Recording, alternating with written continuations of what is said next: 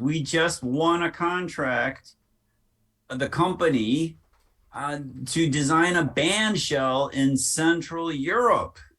So I put on my Hollywood Bowl shell to get inspired. So we're going to design this together right now. And your etude is to design something better than I just designed here with you in the next 30 minutes. I'm really excited about this. It's a prestigious contract that we got. Seating is not an issue here. It's an open field where people will bring sourdough rye bread, sandwiches, and herbal Lithuanian tea. So there's no concession stands. There's no bathrooms. This is Central Europe. All you have to do is make a band shell. No stage, no seating, no bathrooms, no concession stands. And you're going to maybe make it big, right? Maybe 500, 1,000 people will be watching a performance of some sweet accordion music, perhaps, or some sad poetry readings. That's what we do. We're a melancholy people on this field eating sourdough sandwiches. What could be better? I'm already fired up by that image. So let's dive in and start designing right away. And one way that people design in our profession really is to look at precedents, of course. So if you had my history class, you know about Heinz Eisler, the wonderful Swiss architect engineer. He was an engineer, but we call him an honorary architect. That's his bandshell in Germany. I like that. I don't think I want to design that right now. Older iconic bandshells were circular.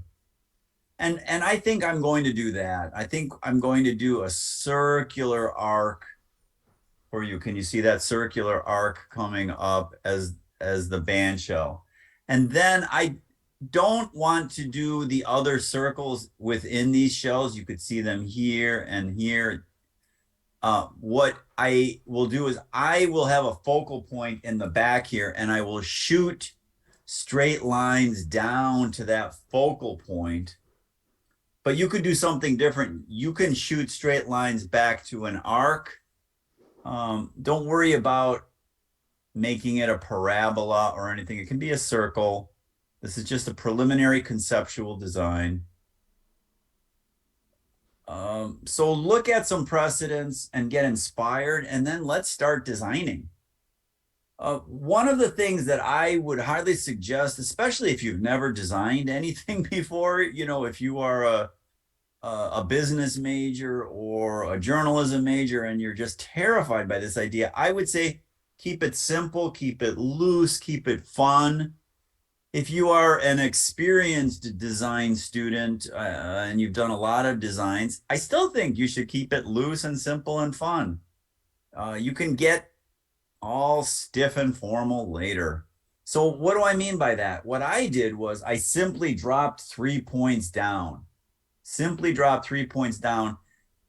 And I didn't enforce symmetry or anything. And I will establish a crown, and then I will pass a circular arc or a circumcircular arc, my favorite word for now, from A, which is on the ground, point A is on the ground, through the crown, back down to B.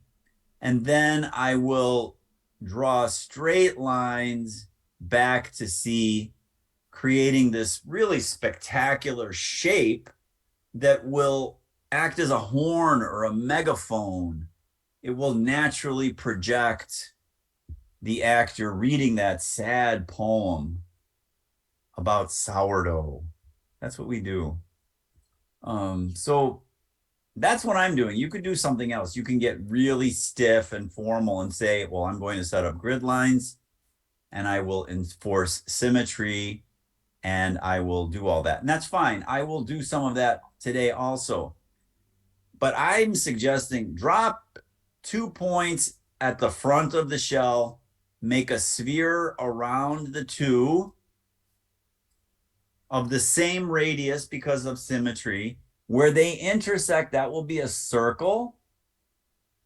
And then a third sphere in the back. A third sphere in the back, different radius, of course. And where that sphere intersects the circle, that's the crown. Actually, there'll be two crowns, one at 12 o'clock and one at 6 o'clock. But for the purposes of this design etude, we'll just keep the one at 12 o'clock. Okay, that's the design thinking. You could do something different, but I'm just offering that up. So here's exactly what I did. I took two lengths, and I wasn't even sure at all about the lengths. You know, I must admit to you, I've never designed an acoustic bandshell in Central Europe before. So I didn't really know where to go. I just picked some numbers. We're using meters here because we are in Central Europe. I just made up some numbers. So I made a sphere centered on point A of radius L1. I made a sphere centered on B of the same radius L1. I intersected those two spheres and I got this circle. It's a circular instability. It's a mechanism. It's a machine. Then I made a third sphere of radius L2 centered on point C. Where those intersected, that's my crown. That is my design strategy. And I want that to be your design strategy, at least initially. I put the legs in to demonstrate that the front two spheres have the same radius. The back sphere has a different radius. I didn't put the numbers on there because I'm embarrassed by this design. I passed a circumcircular arc from A through that crown that I just established back down to B, and it looks ridiculous. But bad ideas can become good ideas. Zero ideas cannot become good ideas. There's another life lesson for you. Bad ideas can become good ideas. So everything is parametric here. So I can immediately start redesigning. I put in a scale factor. You must put in a scale factor. Absolutely. It could be a 2-meter tall person, as I've shown here. It could be a seated violinist, which is, what is that? Maybe a 1.5 meters off the ground, a couple of tubas, whatever you want.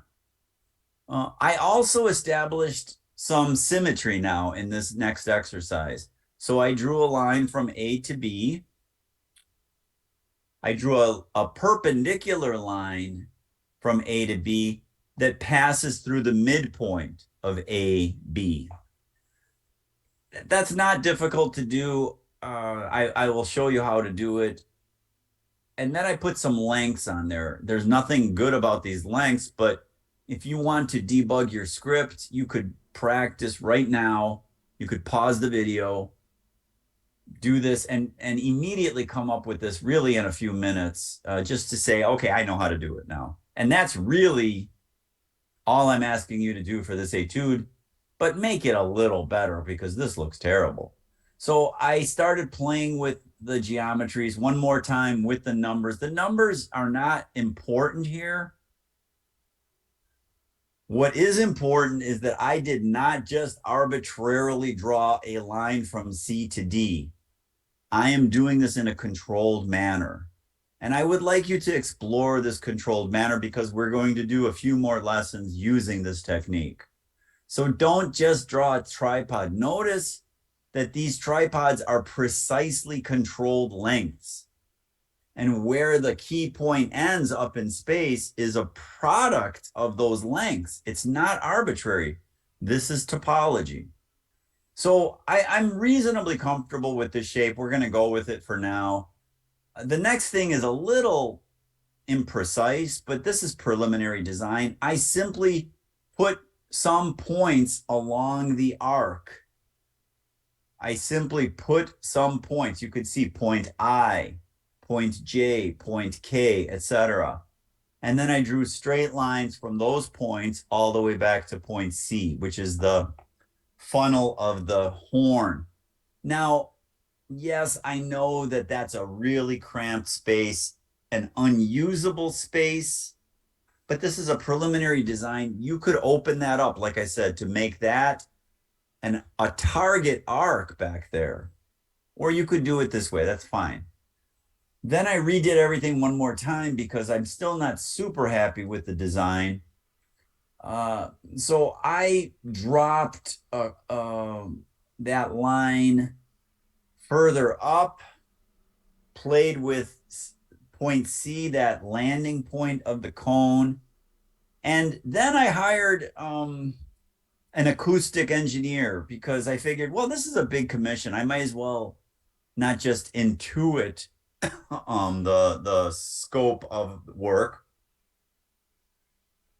I need to get my acoustician involved, and a whole team did a super computer simulation for me of that mournful sound of the poem about the sourdough bread that really said, and they modeled it on the computer, and they said, you know what, you should lean that bandshell forward.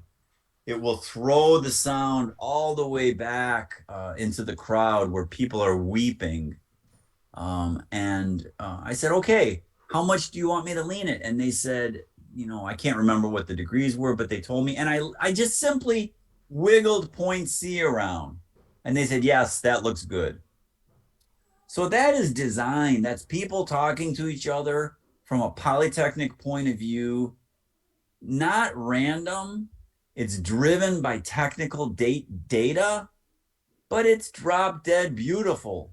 How many people can do this? You can, but the unwashed masses can't do that.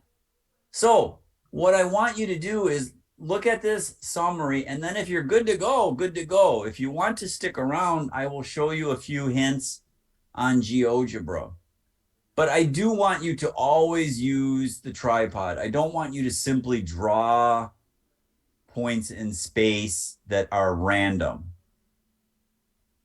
Uh, Connecting two legs establishes an infinite number of false crowns on that circular mechanism. The intersection of another sphere with that circle creates a crown. Technically, two crowns, one at 12 o'clock, one at 6 o'clock. Take the 12 o'clock, hide the 6 o'clock, and then literally play. Literally play. Eduardo Toroja, one of our heroes, says, design comes from discipline and play. If it's all discipline, you're a robot. If it's all play, you're not polytechnic trained, and it's random, right? And there's value to both ends of the spectrum, but that's not what I'm teaching. I am teaching something that very few people can do. And now you are one of those people. Powerful design ideas that are mathematically driven. So design an outdoor acoustic bandshell for me. You could simply ignore the seating. If you want to put in some seating, that's fine. But you absolutely have to have some entourage. It could be literally the conductor, maybe a few musicians, maybe a few people out in the audience sitting on the grass. That's fine. Show me your design thinking. Don't just give me the final answer. Show me how you came up with it. Even your poor ideas, the bad ideas that became good ideas. And you don't have to show me every step like I did here, but show me a few. Let's jump into the GeoGebra now, and you feel free to leave if you know what you're doing. Here's what I did in GeoGebra. I simply dropped a point down on this axis. So let me show you what I did. I dropped a point down on this axis, and then I put a line that is parallel to this axis like that. And then I put a dot on the line. And I put a dot on the back line also. So this would be my point C back here. Then I drew a line parallel to the x-axis through point C. And I don't really need that intersection, I could certainly get it. Now that I want to show you that mirror. The mirror is really sweet. Here it is. Reflect. They don't call it mirror. They call it reflect. And there's a number of choices here. I will use reflect about a line. So I will take this point and reflect it about that line. And let me zoom in so you could see it. Isn't that nice? So that's what I did here. And you could move your center point, of course. You could move, let me get that out of the way so you don't get confused. This is where the stage ends, essentially, and that canopy goes forward, right? I put in some segments in here. Well, no, I didn't yet. So I think you know how to do that, right? L1, let's say L1 is, doesn't matter.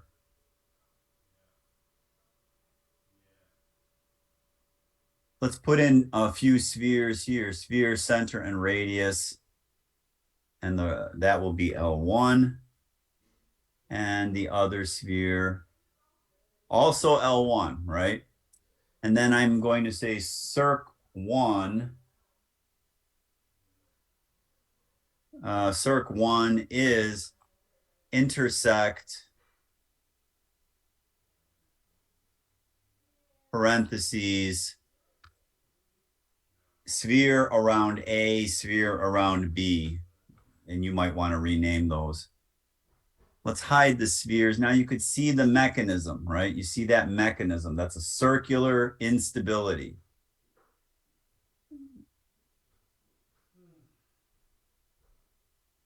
I guess that looks okay.